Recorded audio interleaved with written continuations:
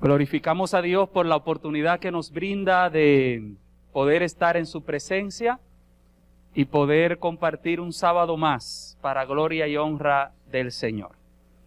En esta mañana vamos a meditar brevemente en la palabra de Dios, y digo brevemente porque tenemos el tiempo, ¿verdad? Bien contadito, hay otro culto y entonces no puedo extenderme mucho. Eso es una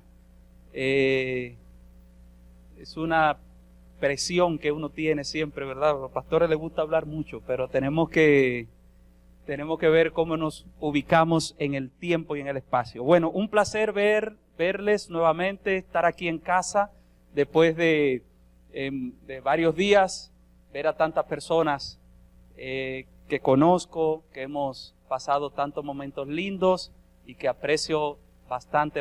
Así que el Señor nos bendiga y nos ayude a tener un día en plena comunión con el Señor. Muy bien, en esta hora quiero de inmediato ver uno de los 4 últimos acontecimientos que sucedieron en la vida de Cristo antes de él morir. Cuando usted estudia las horas finales, ni siquiera los últimos momentos, las horas finales de la vida de Cristo, antes de ser crucificado, antes de Cristo morir, sucedieron 4 eventos extremadamente importantes, 4 eventos. Y por supuesto, lamentablemente no podemos estudiar los 4 eventos. Yo se lo voy a mencionar. Vamos a estudiar uno, el primero, y espero que con la ayuda de Dios podamos ajustarnos ahí en ese primer evento de Jesús. Cuando tú estudias Mateo 27, Marcos 15 y Lucas 23, que es donde están los acontecimientos, en esos 3 capítulos de esos 3 evangelios, te va a dar cuenta que hay 4 acontecimientos. Número 1, el primer acontecimiento es que dice la Biblia que hubo oscuridad, hubo tinieblas antes de Jesús morir. El segundo evento interesante es que en esos momentos finales de la vida de Jesús, cuando Jesús muere, dice que el velo del templo, ¿qué? Se rasgó en 2. Número 3, dice el libro de Mateo, capítulo 27, versículo 51, que hubo un terremoto. De hecho, Mateo es el único que dice que hubo un terremoto. Ni Marcos ni Lucas lo dicen, solo Mateo dice que hubo un terremoto. Y cuarto y último acontecimiento, que también lo menciona nada más Mateo, en el capítulo 27, versículos 52 y 53, es que dice que cuando Jesús murió, los sepulcros fueron abiertos. Esos 4 eventos son eventos extremadamente importantes para mostrar el amor de Dios hacia el ser humano. Escuche bien, los 4 eventos últimos de la vida de Jesús son eventos que muestran el amor de Dios. Con tal razón, hay una cita memorable de Elena de White en el Deseado de todas las gentes, donde ella dice que diariamente, por lo menos nosotros deberíamos dedicar 1 hora a contemplar los últimos momentos de la vida de Jesús. Porque si bien es cierto que en su vida activa, mientras Jesús estuvo en su ministerio, sanando personas, restaurando vida, el amor de Dios se manifestó, de manera extraordinaria ese amor se puso evidente en los últimos momentos de su existencia. Y entonces, dada esa circunstancia, yo quiero que rápidamente vayamos y veamos el primero de esos eventos. El primero.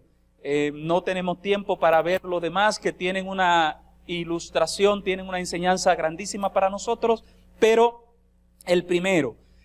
Hubo tinieblas, dice la palabra de Dios. El libro de Mateo, capítulo 27, versículo 45. No sé si van a estar presentando los textos aquí, pero si no, entonces, por favor, trate usted de, si no va conmigo, anote los versículos, búsquelo en su casa o escuche si tiene la rapidez para irlo buscando conmigo también. Yo voy a dar algún momentito para que usted lo vaya leyendo, porque vamos a ver varios versículos, ¿está bien?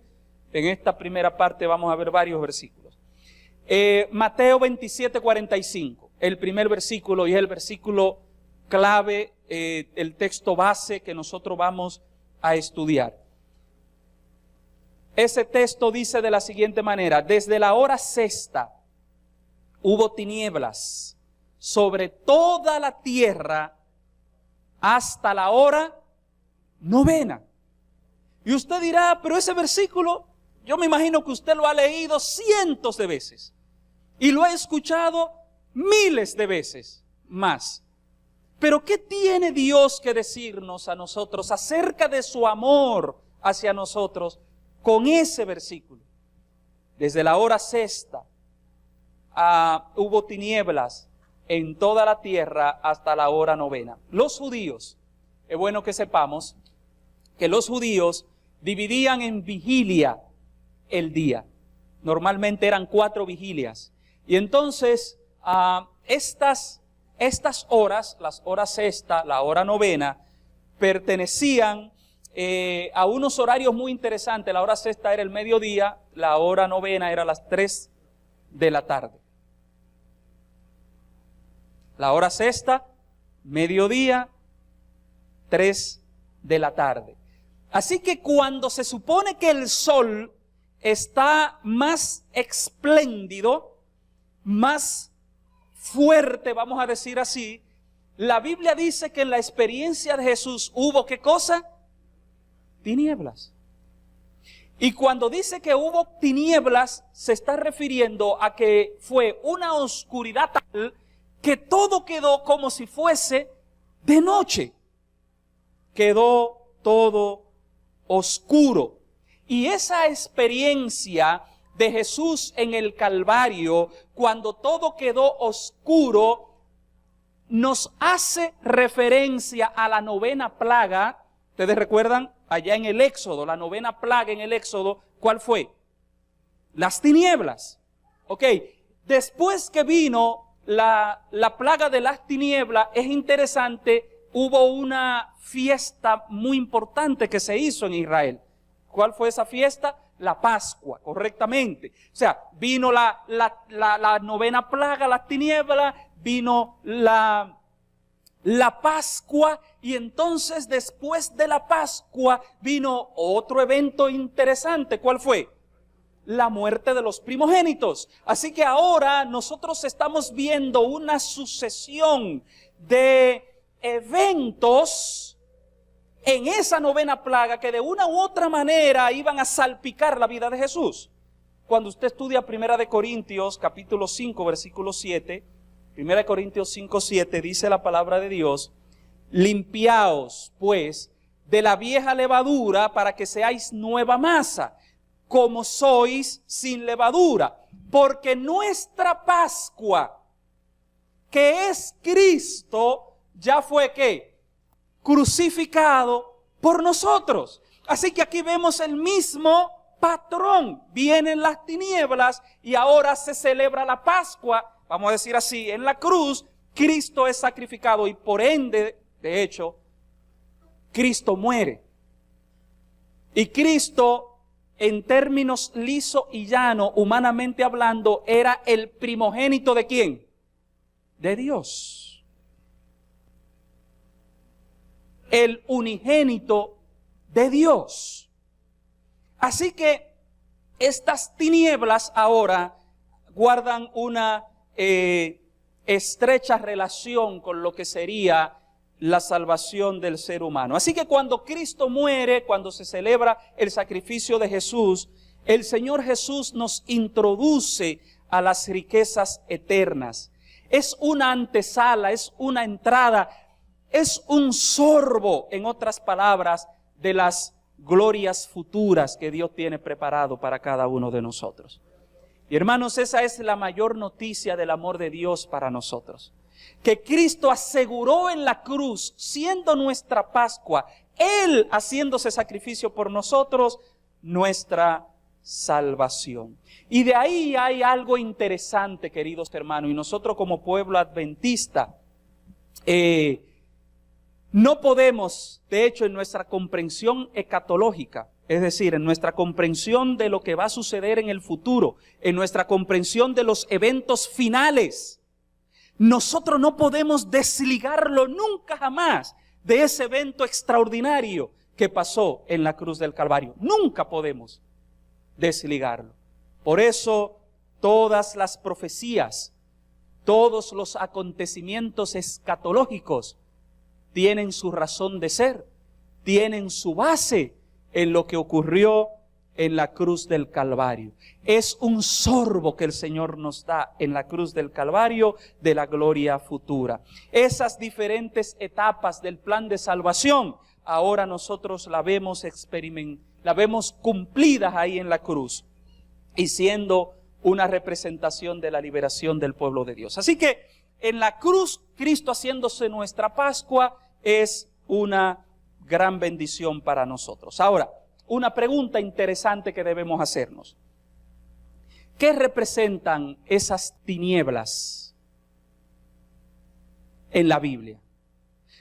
Yo siempre le digo a las personas, en la Biblia nada sobra, o sea, nada está de más.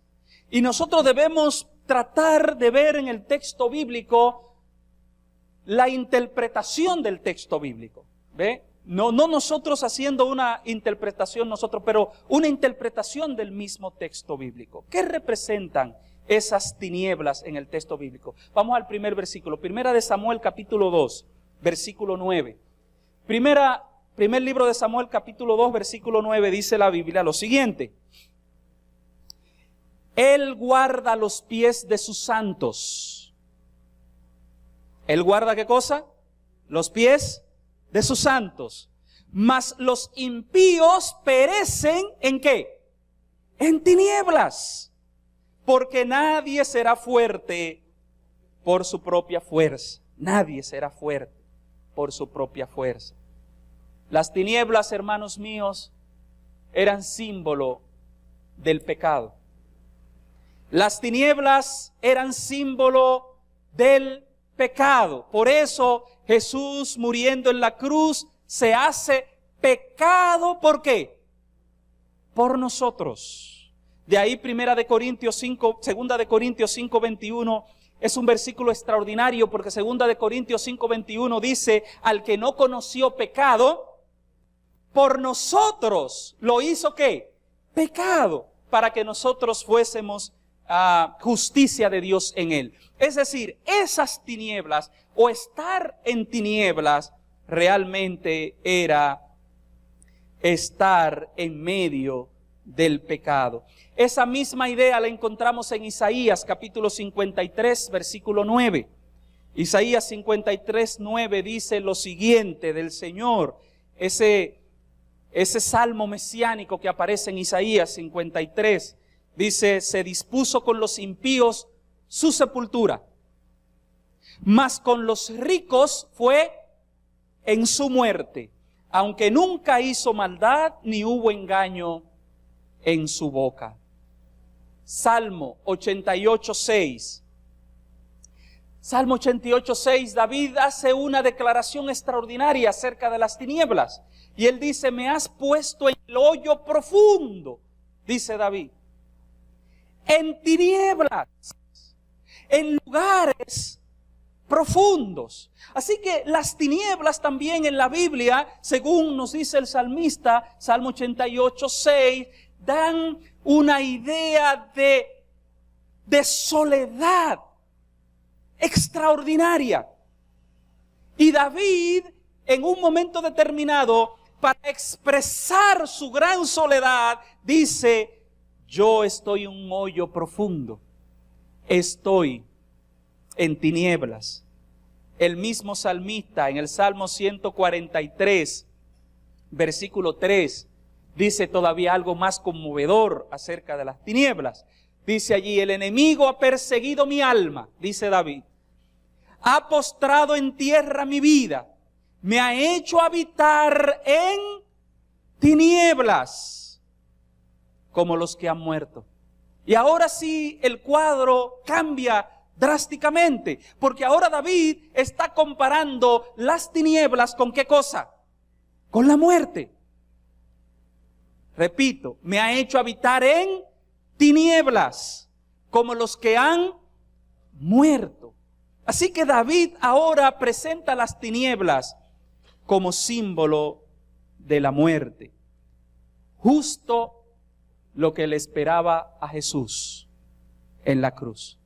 Así que cuando a la cruz del Calvario vienen las tinieblas, lo que se está es haciendo una premonición, un aviso, un anuncio de que Cristo iba, ¿qué cosa? Iba a morir. Así que las tinieblas, queridos hermanos, representaban la muerte, lo que Cristo le esperaba, un anuncio inminente allí. Las tinieblas eran símbolo de pecado también, no solo símbolo de muerte, pero también eran símbolo de pecado. Por eso Jesús murió solo en oscuridad. Porque 2 de Corintios 5:21 dice que para Dios poder expiar el pecado, para poder, vamos a decir así, contener la ira de Dios, Dios tuvo que hacer pecado ¿a quién? A su propio Hijo. No había otra manera de resolver el problema del pecado que no fuera de esa manera. Así que el pecado no solamente, las tinieblas no solamente eran símbolo de la muerte, sino que también las tinieblas eran símbolo del pecado. Y es bueno que sepamos, queridos hermanos, que nuestros pecados causaron esas tinieblas. Y el peso de nuestros pecados le dio el tiro de gracia a Jesús. Yo vi un documental muy interesante en... ¿dónde fue? Fue en uno de esos canales, no sé, creo que fue en Discovery Channel, donde estaban hablando de la muerte de Jesús. Y entonces la estaban presentando desde el punto de vista científico. Muy interesante, por cierto, el documental. Y ellos estaban diciendo por qué Jesús murió en la cruz. Y lo estaban explicando desde una perspectiva médica, desde una perspectiva cómo funciona el cuerpo humano, ¿ok? Y desde una perspectiva científica. Y entonces ellos llegaron a la conclusión de por qué Jesús había muerto en la cruz del Calvario. La forma como lo clavaron, la forma como estaban los pies, todo eso produjo una serie de consecuencias que no vale la pena yo mencionarle ahora, que produjeron la muerte de Cristo. Pero nosotros sabemos que en realidad, lo que produjo la muerte de Cristo no fueron esos clavos. No fueron esos clavos, hermanos. No fueron los azotes. Ni siquiera fue cuando el soldado introdujo la lanza en el costado. Lo que realmente produjo la muerte de Cristo fue la carga de pecado de toda la humanidad. Y eso lo dice Elena de White de la siguiente manera, en una de las citas más profundas que usted pueda leer acerca del amor de Dios y de lo que Él hizo por nosotros. En el deseado de todas las gentes, en la página 702, hay una declaración, yo diría, extraordinaria para nosotros. Y Elena de White dice lo siguiente: a la hora novena, las tinieblas se elevaron de la gente, a la hora novena, pero siguieron rodeando al Salvador. Es decir, ya las tinieblas no cubrían a las personas que estaban al pie de la cruz, sino que ahora envolvieron ¿a quién? A Cristo nada más, dice Elena de White.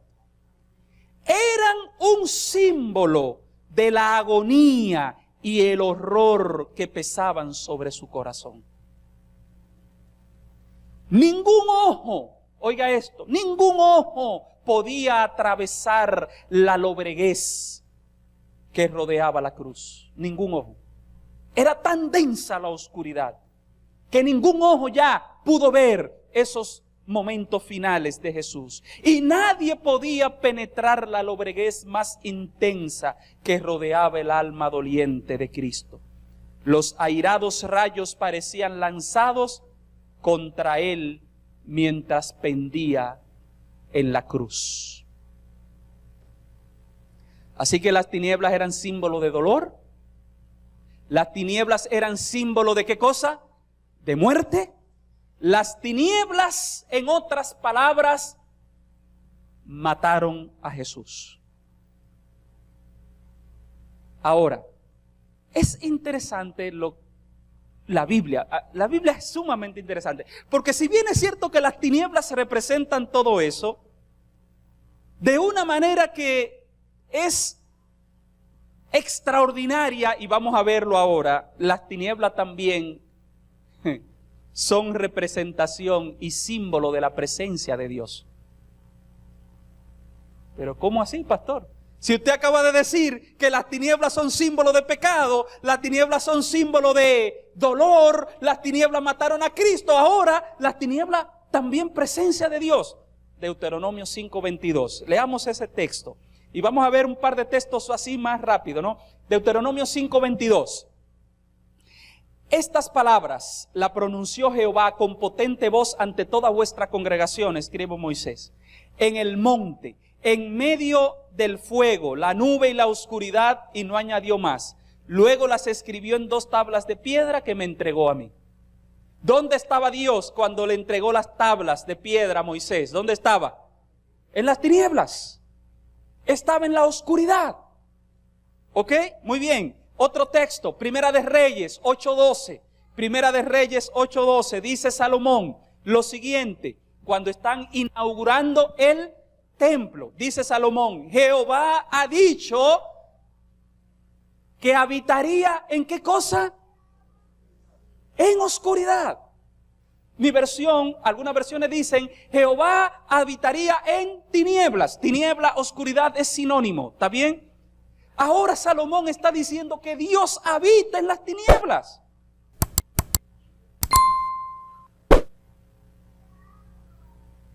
Si todavía usted no está convencido, mire lo que dice el Salmo 18, versículo 11. Salmo 18:11. Salmo 18:11 dice, puso tinieblas por su escondite, por cortina suya a su alrededor, oscuridad de aguas, nube de los cielos. Ahora, ¿cuál es el escondite de Dios según el salmista? Las tinieblas, la oscuridad. Así que, interesante, y también de hecho dice que la cortina suya por alrededor. Y es interesante porque tanto las cortinas como las tinieblas sirven, o servían, ¿no?, para ocultar algo. Y ahora nosotros estamos viendo que las tinieblas también sirven para ocultar ¿a quién? A Dios.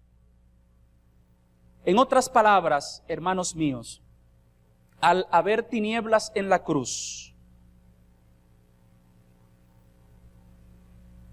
al Cristo en la cruz estar rodeado de tinieblas, no solo estaba rodeado de dolor, no solo estaba rodeado de una muerte que se aproximaba, sino que también en ese medio, en esa circunstancia, en esa tiniebla, Dios estaba escondido.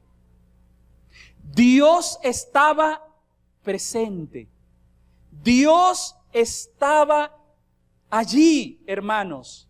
Mientras su Hijo moría en la cruz, Dios también estaba allí en medio de las tinieblas. La ira de Dios se manifestó con esa sensación de soledad, a tal punto que el mismo Jesús llegó a decir, Dios mío, ¿por qué me has desamparado? Se sentía solo. Ahora, ¿lo había desamparado Dios? Dios no lo había desamparado, porque Dios también habita en medio de ¿qué? De las tinieblas, de las tinieblas. Esa misma experiencia la tuvo David en el Salmos 89, versículo 46, cuando dijo: ¿hasta cuándo, Jehová? ¿Hasta cuándo, Jehová? ¿Te esconderás para siempre? ¿Arderá tu ira como el fuego? Muchas veces, hermanos, pasa contigo y pasa conmigo lo mismo que pasó con Jesús.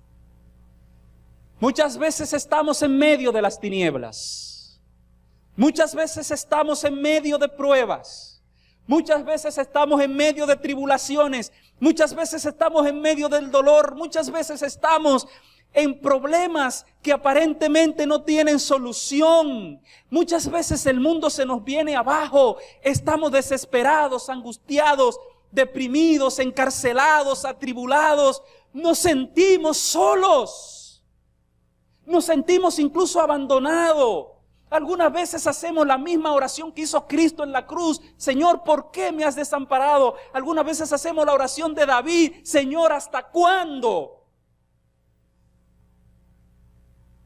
Algunas veces hacemos esas mismas preguntas y decimos: Señor, ¿por qué no me escucha? ¿Por qué no me responde? ¿Por qué estoy pasando por esta enfermedad si he sido una persona fiel a ti? Si he llevado todos los principios de salud. ¿Por qué estoy pasando por esta enfermedad?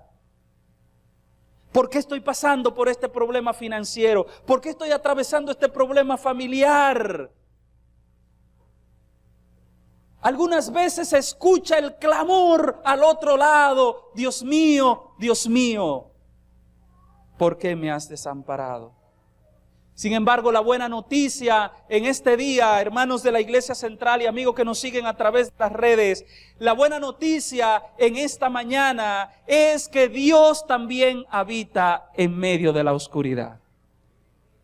La buena noticia es que aunque tú no sientas a Dios en medio de las tinieblas que te rodean, aunque no lo veas, aunque no lo escuche, aunque no te responda, aunque Él no diga una sola palabra, Dios está presente.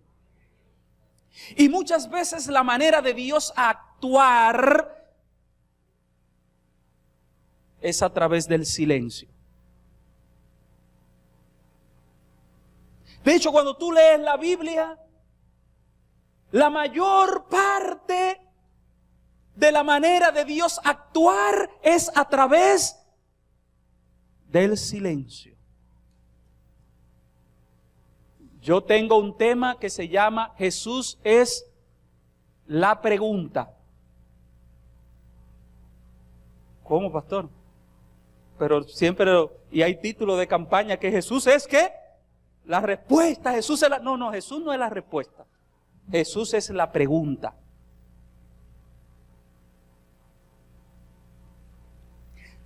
Lea los evangelios. Jesús hizo más de 300 preguntas. A Él le hicieron alrededor de 183. Y de esas 183 contestó 3 nada más. Después toda la pregunta que a Jesús le hacían, ¿cómo Él la contestaba? Con otra pregunta. Así que no se afane tratando de buscarle respuesta a todo, porque ni el mismo Jesús le dio respuesta a todo. Lo que tenemos es que comprender cuál es nuestra misión aquí, cuál fue la misión de Cristo en la cruz. Fue darnos un sorbo, dije al principio, fue darnos como una probadita de las glorias eternas. En la densa oscuridad, dice Elena de White, en El deseo de toda la gente. Yo le animo para que lean ese último capítulo a partir de la página 700. En la 702 dice: en esa densa oscuridad se ocultaba la presencia de Dios. Él hace de las tinieblas su pabellón y oculta su gloria de los ojos humanos. Dios y sus santos ángeles estaban al lado de la cruz. ¿Dónde estaban Dios y sus santos ángeles? Al lado de la cruz. Como está al lado tuyo en el problema que tú tienes ahora. No te pongas a hacerle muchas preguntas a Dios. No vale la pena. A mí me tocaba predicar aquí el 28 de agosto. Sábado 28 de agosto, si mal no recuerdo. Y no pude venir a predicar. No sé quién predicó por mí, si fue el pastor o quién. Quizá el pastor no le dijo, yo no vine a predicar porque tuve un accidente. Tomé todas las medidas y todas las precauciones para no tener ese accidente. Pero lo tuve. De hecho, tengo una herida aquí todavía que está cicatrizando. 14 puntos me dieron. Y cuando estaba allí, que de hecho tuve que ir al hospital, todo eso, muchísima sangre. Ustedes saben que en la cabeza, los vasos capilares, eso es sangre, borbotones.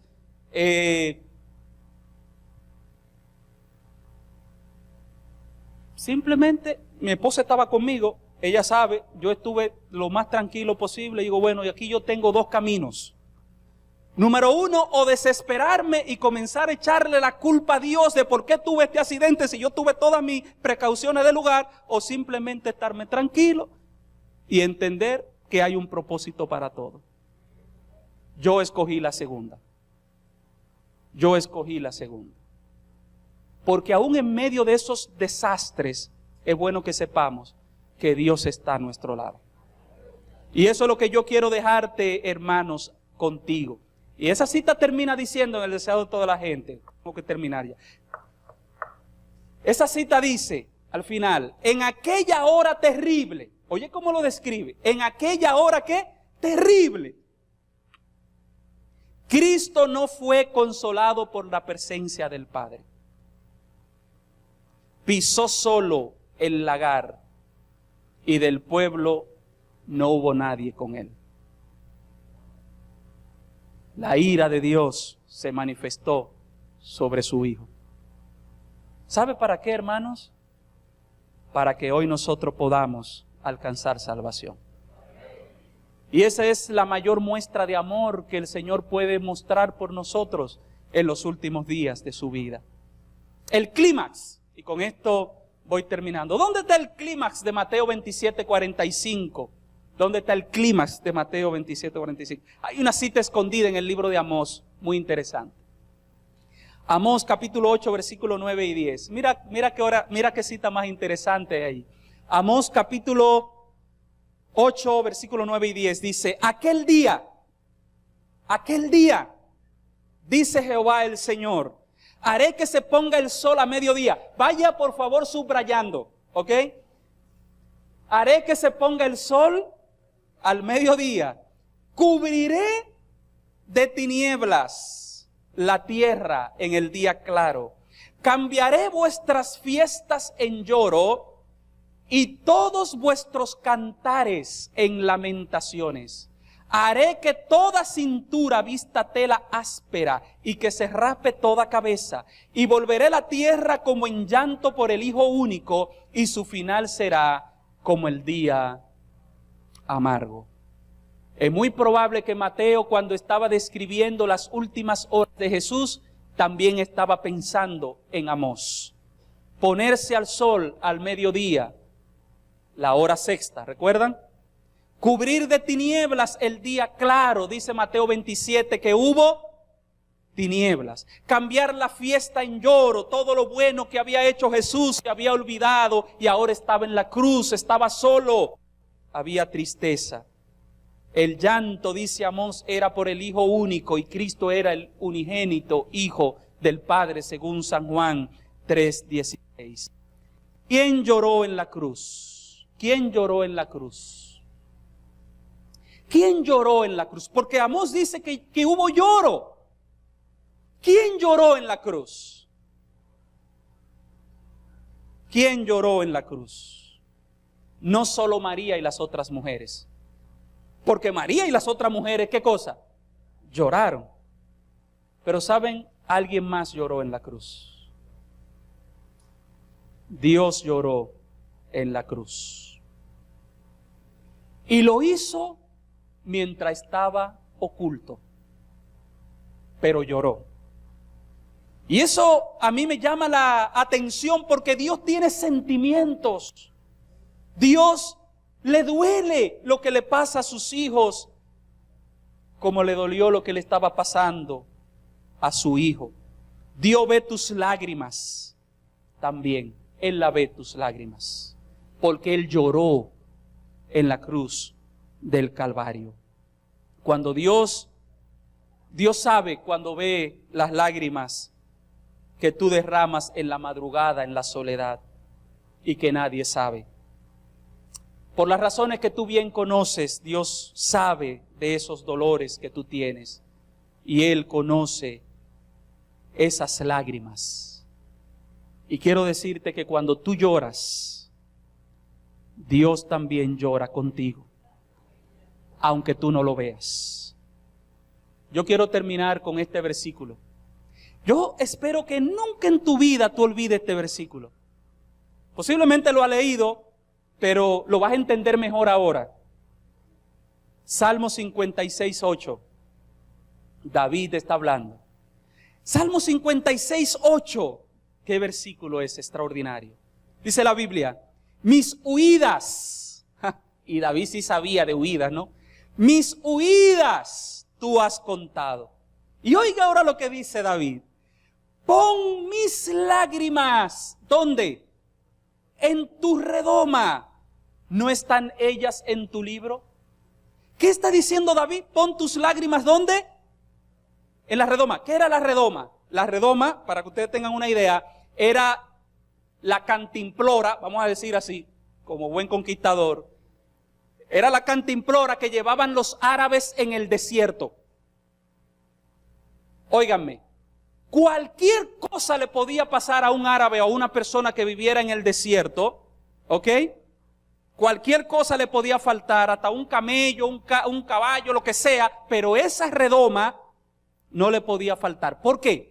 Porque en esa redoma era donde los beduinos y todos los árabes que vivían en el desierto echaban el agua. Así que el agua es el bien más preciado que hay, ¿dónde? En el desierto. Así que ahora David está diciendo al Señor, Señor, tú has contado mis huidas, pon tus lágrimas en mi redoma. En otra palabra, David está diciéndole a Dios que lo tenga presente. David le está diciendo a Dios que quiere que sea importante para él, como es el agua para alguien que vaga en el desierto. Y hermanos queridos, hoy Dios tiene tus lágrimas, tus tinieblas en su redoma. Él la tiene presente, Él la tiene almacenada, y junto con tus lágrimas están las lágrimas del Señor. Yo quiero que nosotros meditemos en un himno. ¿Tenemos listo, pastor?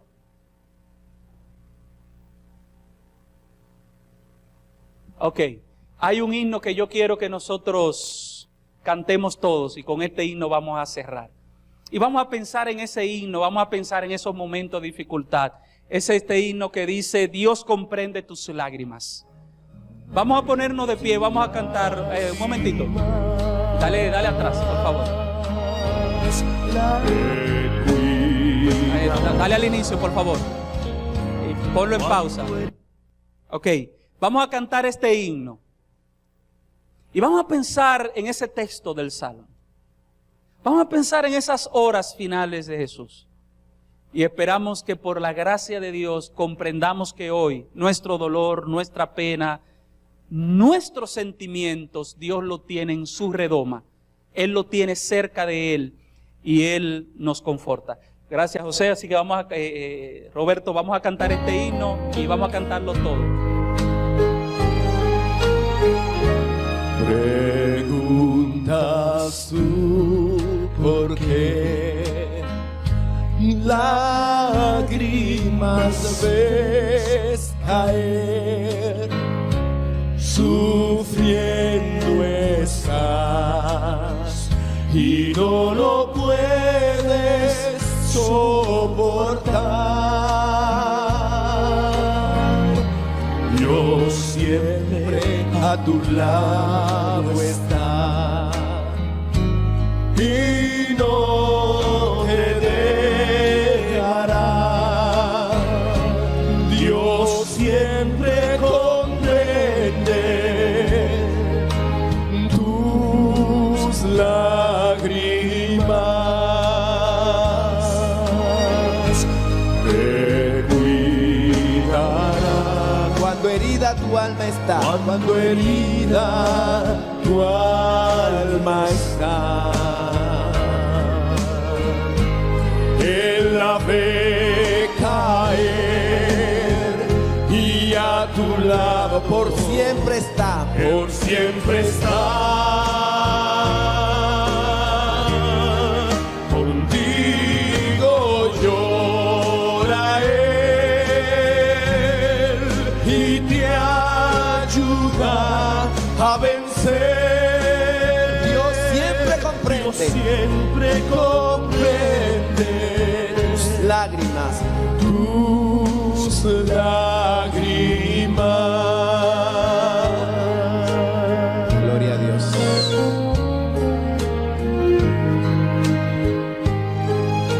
Pruebas siempre habrán. Pruebas siempre Habrán y lágrimas vendrán. y lágrimas vendrán Cuando el dolor cuando el dolor va oprimiendo el corazón. va oprimiendo el corazón. Jesús A tu lado está y no te dejará. Él juzga tu llorar. Dios siempre comprende. Dios siempre comprende Tus lágrimas. tus lágrimas. Te cuidará. Cuando herida tu alma está. Cuando herida tu alma está, Él la ve caer Él la ve caer y a tu lado. y a tu lado Él siempre está. Él siempre está Contigo llora Él. Contigo llora Él Y te ayuda a vencer. Te ayudará a vencer. Dios siempre comprende. Dios siempre comprende tus lágrimas. Contigo llora Él y te ayuda a vencer. Dios siempre comprende tus lágrimas. Gloria al Señor.